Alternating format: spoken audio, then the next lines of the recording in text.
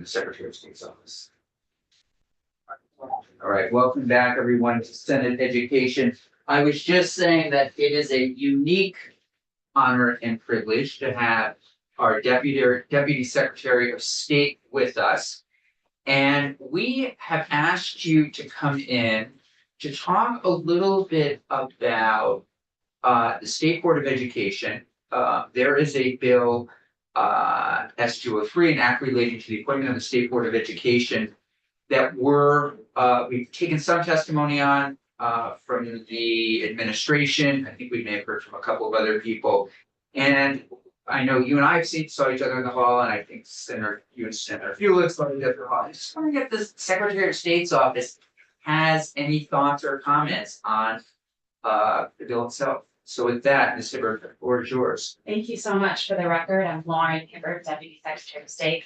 It is really a pleasure to be here. This is a committee I'm in very rarely, but I hope with our civics program that the Secretary of State's office is coming in more frequently. I would love for this committee to hear about our work that we're doing with our teacher advisory group on civics and promoting civics education in Vermont schools at every grade level. So at this moment, we're really focused on high school, but we also are trying to create curriculum for teachers to use on a voluntary basis at this point, so that they can pick up a way to teach a civics lesson, have a packet of information, and go use it. And at every grade level, and I think particularly K through 4, a lot of teachers in Vermont we hear are saying, I just don't have time. But the reality is they're teaching civics every day. If you think of it beyond the 3 branches and who's responsible for what, which actually dovetails with the bill I'm here to talk about, civics is really how you talk to people who you disagree with, how you solve problems collectively. It's a much bigger thing, and we're very excited about it. So I hope take that little thumbnail and bite us back when you have time. Even if we would like that. Now, just quickly though, you're consulting with teachers and kids and all that. That's great. Terrific. Thank you. The secretary is going on by invitation to high schools and talking about civics. I did see that. And that's great. I think that's been really well received, and because young people have a lot of ideas, and there's a lot. The political world at this moment can feel discouraging because there's dysfunction and people are not as comfortable talking to people that they may disagree with. And that, I mean, if I had the solutions, I'd be a richer person. But if we could just figure out how to talk to people that we disagree with, I think we would all be better. We do it all I know. Oh man, let's get them out on the road. We do it all. I do think the Vermont legislature is a model. I do too. It's incredible. We may not see eye to eye on things, but I don't know. I think we do a good job of communicating with each other. I think the Vermont legislature also does a very I think the Vermont legislature also does a very good job of being responsive to her citizens. It's very rare that you see in other places that people have the ability to access who represents them in such a direct line. And I'm sure there's positives and negatives to that. I see that myself, but for the net, it makes people trust you. So yeah. So to the bill at hand, I reviewed some of the testimony that has been provided to this committee. I don't feel prepared to give you advice or counsel on the constitutionality of it. I hope that's not what you're expecting. No, we had good testimony. Okay. But what I can provide you is I can provide you with a list of other state boards and commissions that other state boards and commissions that have members appointed by multiple bodies. So the list in front of you is boards and commissions from our boards and commissions registry, which was recently created, which is phenomenal because it was allowed us to provide this data to you. These are boards or commissions that have members that are appointed by the governor, the House, and the Senate. So you can see the types of bodies where that has been contemplated in the past. I don't need to tell you all of these. Who is appointed to which board or commission is entirely defined by statute, but then the appointing is done in a variety of different ways depending on who is the appointing authority. only thing that I would say about this list is, well, maybe, I'm not sure. The state board does have a different kind of authority than I think anybody on this list, but I could be wrong. In other words, I was on the web portal board. I know a little bit about the Vermont Mill Commission. Are you talking about its judicial and legislative? Yeah, so, well, the one that I think is most similar to the State Board of Education actually could be the Fish and Wildlife Board. That is the one that I think is listed. Yeah, you have that on here? Well, no, that is not on here. Okay. And I would say that I think I thought you had said that it's on here, and if it was, I would say that would be the one that would be most like that on this list. There are a lot of public bodies that have judicial and legislative authority. I mean, within the Secretary of State's office, we have the Board of Nursing, the Board of Dentists, the Board of Pharmacists, and we have lots of those. The Fish and Wildlife Board, the Board of Medical Practice, all of those create policy, create administrative rules, all of them hold hearings of some sort. Yeah.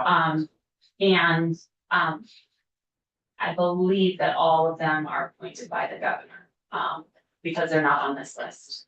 But I will say that every body, every commission is established or can be reestablished by the legislature in the way the statute is created. And I thought it just might be helpful for you folks. Oh, it's a great list. This is a great list. Thank you. I didn't mean to, No, it's just great because we never get to see all these together like this and, it's helpful. Senator Weeks. Yeah, I just said, this is a good list. I really appreciate this. There's another step deeper though that I thought might be relevant. And I don't want to give you homework or anything, but relevant to the question we have at hand is how many of them are, when you say it's appointed by the governor or appointed by the House, et cetera, how many of them are actually like legislators? Oh, Different perspective. Like how many are, I don't know whether they're elected or appointed or what have you, they're actually legislators as opposed to appointed by the legislature. I don't know whether we have that data. If we do, I will get you an answer. But I don't that's know. not in S 203, sorry. That's not in S 203. Isn't 203 where we're replacing two legislators with? No. Oh. No, this is State Board of Education. Yeah. Sorry, No, sorry to there were interrupt. Very good. no legislators. Yeah. Senator Williams. What about this, isn't there a banking and insurance commission? Yes, there is. That's not on here either. That is not on here. I believe it is all appointed by the governor. Okay. I It's can a give you, sample list. this is only the ones that are appointed by the governor, the House, and the Senate. I could give you a list of the entire universe of boards and commissions if you'd like, and who does the appointments. It might just take me a couple of days to get that formatted, Yeah, I know. but Somebody else might be looking for it. there's quite a few that are appointed all by the governor, all by a certain commissioner or secretary. Right. There's a lot of variations there, but the committee that you just referenced, I believe, is all appointed by the governor, but I haven't memorized the list. No. So don't hold me to that. Yeah, great. Thank you. Any questions for Deputy Secretary Burns? Very Yeah. quickly, what does the Milk Commission do? Very quickly, I have no idea. I'm sorry. Curious, I didn't know. I assume that they set the milk standards for the state. But I don't know, and I could look into their originating authority. Oh, you don't have to. But that's, They probably fight over the price. I will say that there's been a consistent review, the legislature's been involved in this, of which of these boards and commissions should stay in effect, because the legislature will set up a board or commission, and then its utility may or may not continue to exist into the future, which was part of the reason why the Secretary of State's office, particularly our division of the Vermont Records and Archives division, became responsible for the registry. So there was a catalog, because right now these are scattered throughout all the statutes. And so now there's a common place to look at them. Would be interesting during, I could have not said, we're news legislative orientation. I'm sure you already do some of this, but it is interesting to take a look at everything out there. Because we also, especially the ones that we have constituents on, how do we get our constituents on certain boards, which ones, so that the state is well represented. Yeah, I mean, I thought, similar. Well, to I'm that, sorry, I apologize, because these ones, yeah. Looking at that from my perspective, there's quite a few here. There's the Human Services and Educational Facilities Grant Advisory Authority. There's the Oversight Commission on Children, Youths and Family. So there's quite a variety. You can see that when there might be something political, that it might be good to have multiple appointing authorities. You can see that history here. With the Cannabis Control Board, I know that was a part of the debate when the Cannabis Control Board was established, for instance.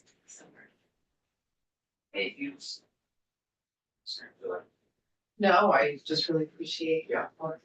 Yeah, I think we're just looking to see if there were any red flags or anything, nothing like It that. has been done in the past year, and is currently happening here. Thank you so much. And I look Nice forward to meet to you. another, nice to meet you too. I don't think I've ever met you. Terry Williams. Nice to Well, meet you. Lauren that's Hibbert. great, yeah. Nice to meet you. Senator Weeds. Yeah, I believe I've Are met you you. from down south? No, Hibbert? There's a lot of Hibberts. there are a lot. No, I grew up, Topsom, Montpelier, and Beach. A lot of hippers in We Rutland. don't hold that. No, please A lot of don't. hippers in Rutland, Castleton. Castleton. yeah, Western Rock County. Yeah. My dad lives in Cornwall, but Oh, not. oh, well, that's close. Yeah. that is close, so there's some hippers down. Thanks, great to see you. Thank Great, you. thank you. Dr. Gardner, Hi, everyone. thanks so much for joining us. Thank you. Appreciate it. Coming down from university today? Yes, yeah, I have to get still later, so it worked out. Yeah. Oh, terrific. Yeah, Next Generation Learning is hosting a 100 high school students, Twinfield, Winooski, and Hardwick for a big keynote on learning. So I want you all to know that Vermont was picked as one of the 3 states from the Bar Foundation to support Next Generation Learning. So I'm going there to get a little talk on Queen's School, so it all worked out. Terrific. Yeah. So why don't we go around, we'll just introduce ourselves, perfect. that'd be terrific. Senator Terry Williams from Rutland District. Dave Weeks from Proctor, representing also Rutland. Brian Campion, Bennington County. Martine Rock-Ulick, Chittenden Central, which does that mean anything to anyone when I say that? It's Burlington, Winooski, Essex. 6 pack, we take Colchester. 6 pack. Yeah, it's just like anyway, yes, nice to see you. Not a shame, Wyndham County. Awesome. So you've asked to join us to talk a little bit about community schools, and just to set the table a little bit, did you testify before the House as well? No, No, not okay. today, no. So we are in, community schools started during COVID, we used some ARPA funds, get things going. I think the entire, if not the majority of the community would love to see community schools continue. Right now, we're in a debate and conversation, and I think we're going to probably have to really push. Yeah. If we want to get to continue some funding for community schools. And that's gonna be settled probably in the next several days, so any advocacy or thoughts you have, I'm sure timing is really perfect and will be helpful. Awesome. Well, for the record, I'm Bernice Garnett. I'm the Adam and Abigail Furek Green and Gold's Associate Professor of Education, long title, in the College of Education and Social Services at the University of Vermont. I'm delighted to come back. I was here in January with my colleague Jess Careless at the Agency of Education to give you all an update of Act 67 implementation. So for the past 3 years, I've been co-leading a research practice partnership with the AOE to study community schools implementation. And so we came in January to give you all an update. So I want to reference that testimony in case you want to draw down any specifics on what's working or evaluation metrics. We also presented at the House, and then in February, I was invited back to the House to speak about funding in particular. So I don't want to be redundant on things they've already said, so I just want to reference those different testimonies. And I also did wanna, although I'm honored to be here today, I do feel without my wing woman. And so I would implore you all, if you're interested in some of the nuances of the community school administration of the granting program, to talk directly to Jessica Careless at the AOE, who's been leading and spearheading the administration of this. We've collaborated quite extensively. We meet weekly, we talk on the phone and text regularly. So her voice is represented in things I'm going to say, but there'll be limits to my perspective as I do not work at the H State Education. So I'm delighted that I'm coming at it seems like a critical moment. And so I tried to structure some high level remarks with my observations of the current H.874 bill where community schools funding lives. And so I am delighted that it seems like there is building consensus that you all want to sustain community schools funding. And for some context, right, the rhetoric around public education in Vermont and nationally is quite dismal, right? And so the fact that community schools is working in our rural schools and is offering hope, and that's a direct quote from educators, school nurses, behavioral interventionists, school counselors, they even use the term joy when we interviewed them about community schools. It would, to me, be a harmful disinvestment at the state level to not continue something that is working and potentially even erode trust further in public education and in the government, big G, in aligning with the goals of Vermonters. And I know you all know that. And so I just wanted to underscore that we need to lean into strength-based perspectives, particularly for our rural communities that are often considered deficit or lacking or diseased. And community schools is a model that allows us to see what's existing in the community, what can we pull and bring together using a community school coordinator to organize some of these things that are siloed in nature. So we really, to make it easier for families to get a well visit, to find a mattress or a pair of boots, right? For a kiddo to have school mental health support, for after school to be there, right? To receive expanded learning opportunities. So students from Cabot were here yesterday, right? So all of that takes someone to know the needs of the community, which is why the role of the community school coordinator is absolutely critical in my mind, which is what the funding really has been geared toward, the $3.4 million over 3 years, which is a little bit about $1 million a year that the 5 schools have drawn down, is funding the community school coordinator, which you all wrote in as a necessary requirement to the act. And so I recommend that absolutely continues, because without the coordinator, it relies on another thing on a principal's desk or a teacher's desk, and then we overburden system. So that's a positive note that something is working, right? And so I would encourage you all to think creatively on how to sustain the funding. So I'm in full agreement to continue the funding. I'd encourage you all to revisit a previous draft of this bill where there was 1.9 set aside as a potential appropriation for community school funding. I mean, 1 million will take, but 1.9 would allow scalability and then tapering for the current 5 schools. So as you all know, the funding for Act 67 was a 3-year funding cycle, right? And in the research world, which is the world I live in, on implementation science, which is a fancy way of saying, like, how do systems change? How long does it take? What's working? What conditions do we need for it to work? And then how can we scale it? Generally, you're looking at 5 to 10 years for complex organizations like schools to change. But we are seeing in some of our more resourced Act 67 pilot schools that within 3 years, they were able to translate the policy into the components on the ground and then get it into the local budget. So at Hazen High School, the community school coordinator is now in the local budget. The school board member actually was here at the House Education testimony to show his support in the model. But not all of our Act 67 schools or all schools in Vermont are resourced the same, which actually creates more inequities in the system if we expect everyone to implement the same timeline when we need to be compassionate that there's going to be varying levels of scalability. But it is possible that in 3 years, someone can sustain, but having additional renewing of funding would reduce the stress from our community school coordinators of, I'm not going to have a job in July, right? And so having the ability to taper or reapply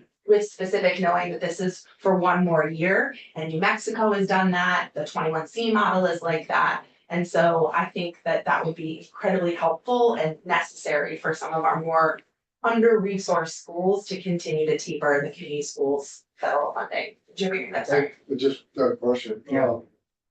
Conditions are changing Yeah. and, I'm hearing from the constituents that, we may have to merge again. So is this a model that will accept those changes and become more important?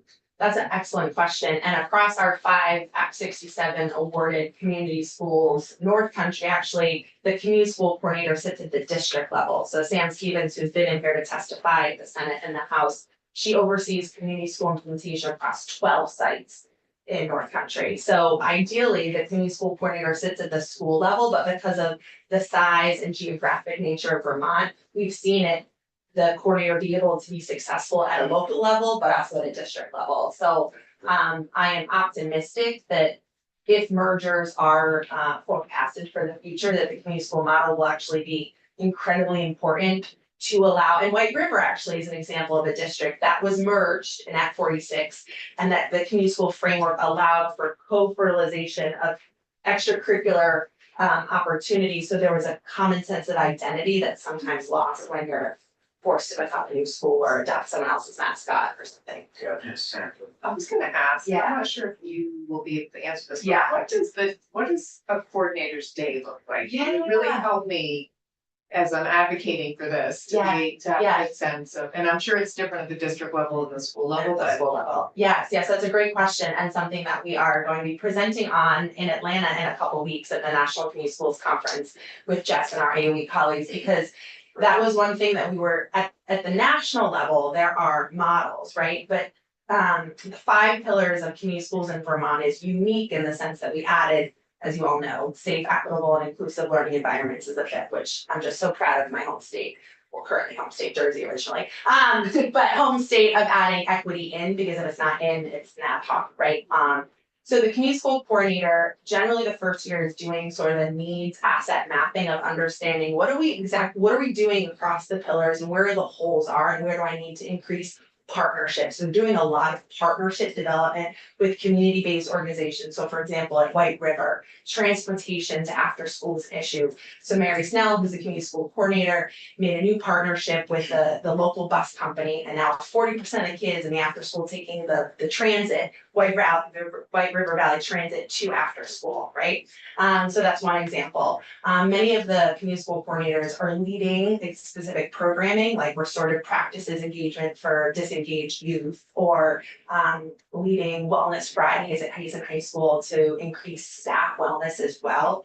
Sam Stevens, I'm thinking about her role in North Country. They're very much the soul and the liaison between the school, the home, and the community, right? To bear witness to particularly students that are falling through the cracks, or students that might be unaccompanied, or students in which might have a significant amount of adverse childhood experiences that might not be, like my kiddos, the most vocal in the class, right? But a community school coordinator is the eyes, the ears, and the heart to see what students and families need and to connect them to those resources. And what we're hearing is that then frees up educators, school counselors to do their job because they know that there's a team. And that's the exact quote from a school counselor at North Country High School. I can do my job and see more kids because Sam's team is here and I know she can help me find winter boots for this kid, or this kid who needs a mattress but doesn't fit within the McKinney-Vento homeless definition because he's couch surfing. But with community school funds, I can buy a mattress. I get. So that was a long answer to, it looks different every day. Right. Liaison Go ahead. partnership. Yeah, I was just gonna say, I get what they do. I was just trying to figure out, because I understand a teacher's day. Yeah, I yeah, understand yeah, a yeah. principal's day. Yep. I understand a guidance counselor's day. Yeah. I just was thinking like, you get there at 8 o'clock in the morning, Yeah. 7:30. Yep. Then what? But I hear what you're saying. It's probably different every day. I'll keep ruminating on it. Just trying to And understand what, like, moment to moment, hour to hour on a regular day. yeah, that makes sense. And I can come back with more snippets from our 5 community school coordinators about their day. And these are interviews that we've been doing right now. They're trying to figure that out. The tension there is that we don't want to, as you all know, force a model that really does need to be localized. And so there are parameters related to the 5 pillars, and we're actually trying to work with the AOE. So we now at UVM now, we're creating a micro graduate certificate in community schools to try to increase the parameters around the job description, so it doesn't creep into work-based learning or a school counselor or a school social worker. So I think this 3-year pilot will help us define the job more specifically for Vermonters who want to go into community school coordination, but many of them have a background in social work. So you can see how it's that heart, soul liaisoning, school, family, home partnership kind of coordinator, given the background for social work. Thanks, Susan. Senator Williams. So this sounds like somebody's got a plan. Is it a strategic plan? Because I think the conditions Yeah. right now Yeah. are temporary. I think everybody wants to move to Vermont. We're gonna keep more of our own people here. They're gonna get into education.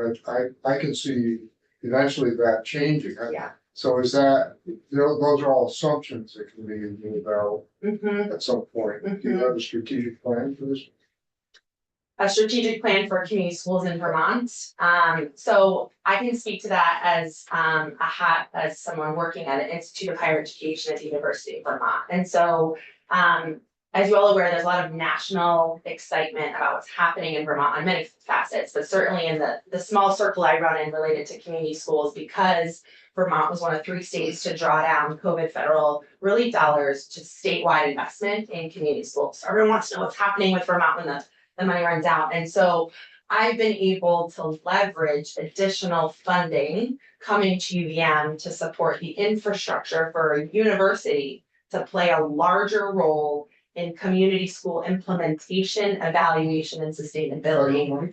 Federal money, correct, from Senator Leahy and Senator Sanders, who are both very much excited about community schools.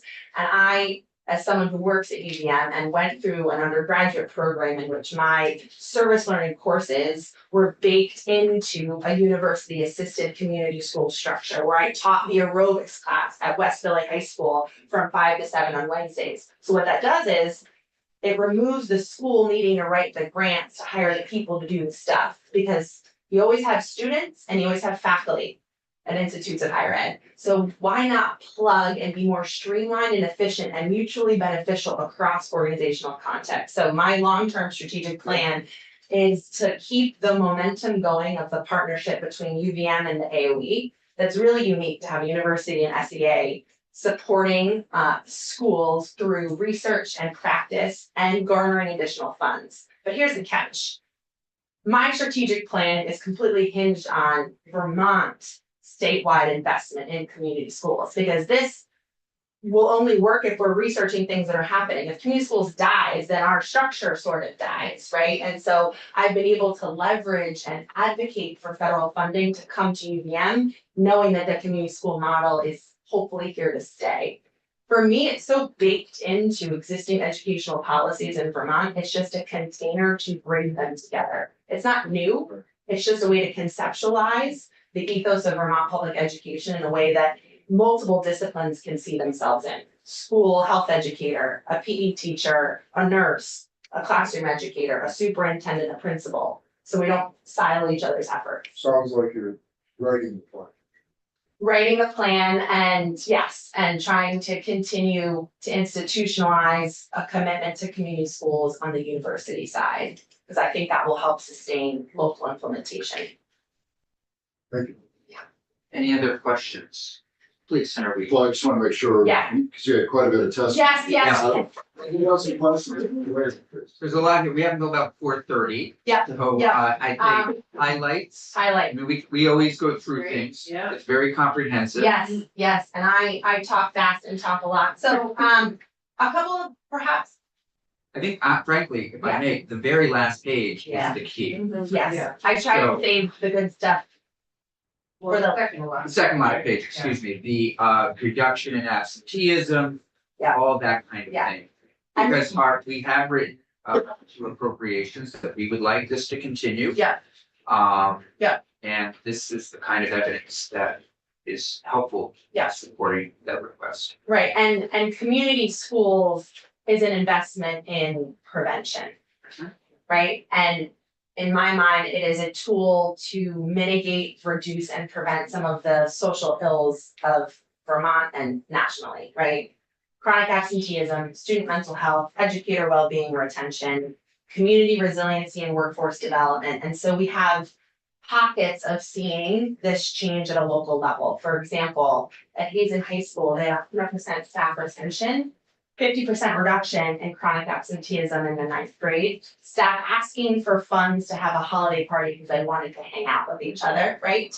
I have a quote here from the White River Valley Middle School principal who started this year, and he names the community schools as what was a recruitment tool for him to come in the job. He's now using it as a recruitment tool for middle school students to come to White River because of the flexibility and the community resources that the community school framework and the coordinator is able to leverage, because there's someone dedicated to meeting with Bethel University, doing the anti-racist read lab, which takes time and commitment and strategy. So those are some of the things we're seeing change. And what we're excited to think about is this isn't an education only initiative.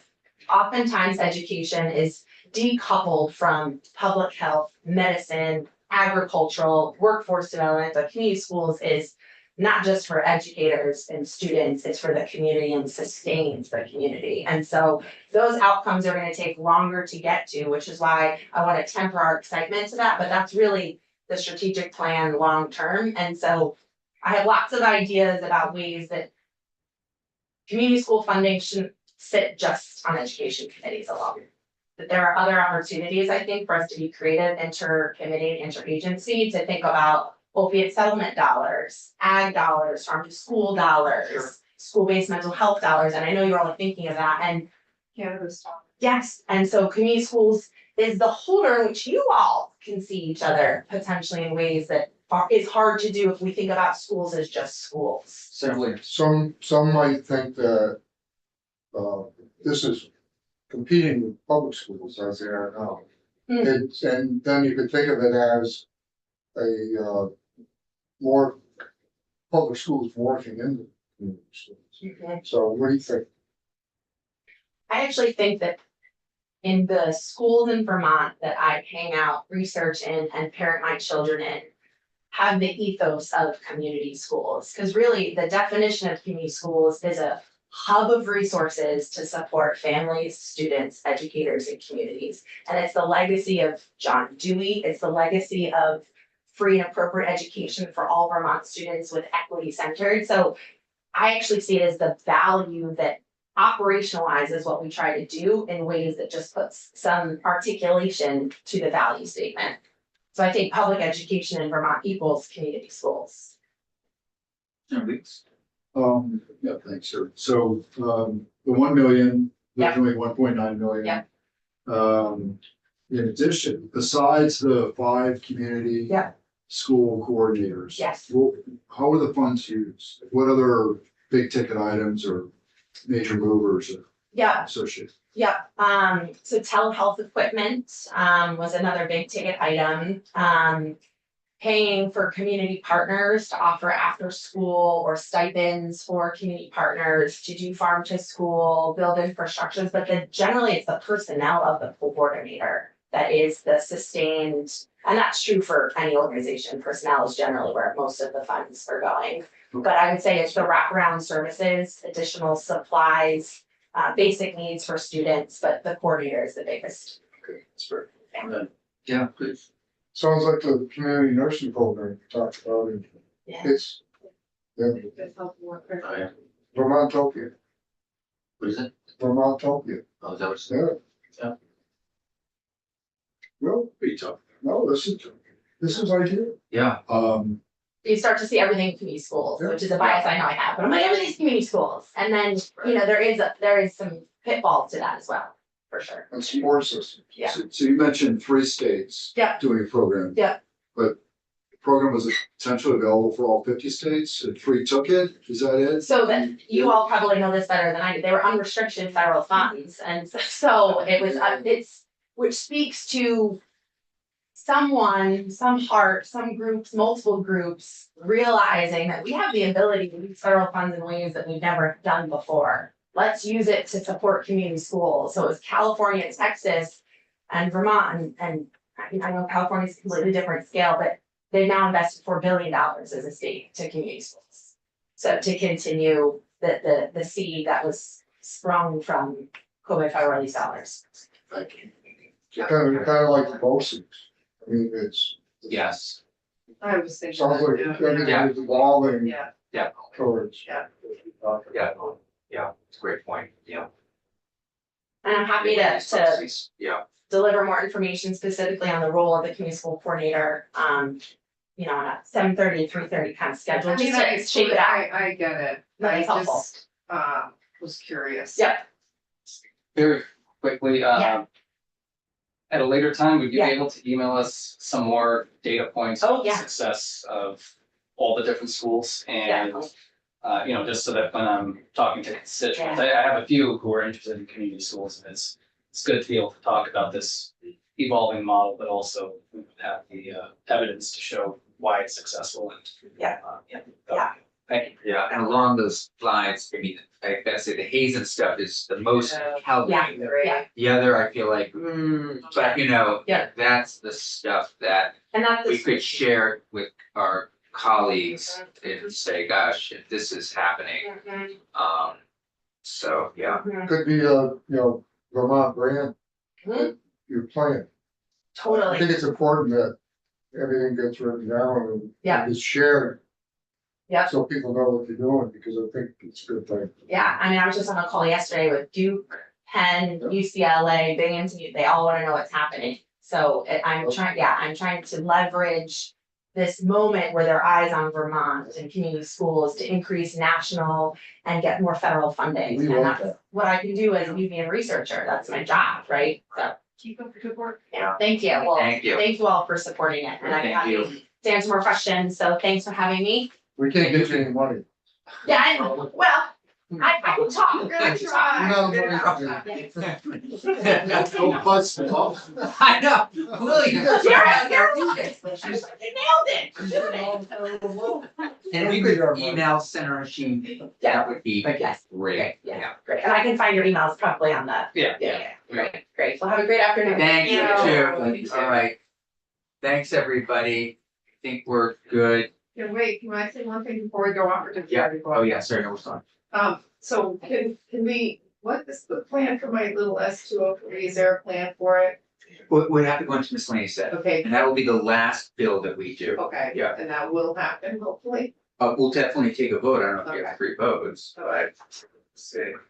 I don't know if you have, Well, this year, Bill? I don't know if you have 2. Yes. I got one, Got 1. definitely have one. I I got can one. make my case for it. Yeah, no, absolutely, we'll Thank absolutely, you. talk about it and have a vote. The other thing related to it, you're probably not interested in it, but I think we should also make the case for, having, so I guess the House is sending us something. It's gonna be attached to the yield bill, looking sort of, we've been talking a lot about a blueprint, kind of what's Yes. education. We might think about this in some way related to that, but Yeah, we might be fine with it as is, so. starts with the vision, Right, and then, Well, and the Senator strategic Buell plan to has- get there. as the vision for sure. Actually, and if I can recommend, and I can send it to you, but the testimony yesterday from one of the state board of ed, people, members, sorry, in-house ed was really great about this idea of kind of a blueprint and a vision. She did a really nice job. Oh, from the Sammy State Board of Education. Sammy Okay. Colby, yeah, I can send it to you guys. To that point, is this the testimony for CTE that you're talking about? Because they came in, No. just for your own edification. Yeah, State Board of Education was in yesterday, I was gonna look at the testimony tonight, essentially in response to the whole CTE conversation about Great. rulemaking government. Yeah. Yeah, and I don't know how everybody else is feeling, but I feel good about school construction at BOCES personally. Sort of getting Too. wrapping and finalizing a few things next week on them. Ms. Laney said there's still a lot of moving parts, but not too many. I feel a little bit better after having this week of testimony. And then tomorrow, by the end of the day, what I'm thinking about telling Jane is some decision around the community school piece, but I did give them, I have written to them, they know that this is going to be on their plate and that the committee is interested. They also have, Jane said, as I've mentioned, CT position in, the literacy position in, the money for S-120 already in the budget. And we'll hear from Heather tomorrow about other things, so. If you want me to make a motion on BOCES or construction, let me know. Yeah, I think the big thing, BOCES, the agency's coming in tomorrow. Construction, there's still a couple of other questions. Senator Buell, if you weren't here, but you were doing the library. Design, But yeah, we had a couple of changes to great. that I'll talk to the council about. We need to change that. You need. Yeah, we can do that as well. We can all, why don't we all just Yeah. submit our Yeah. ideas? Yeah, Got it, we're on it. yeah. Could actually ask, yeah. All of them. All Oh, of Vermont, that's right. Yeah, Yeah. all of our Fan base. Yeah. fan base, for sure.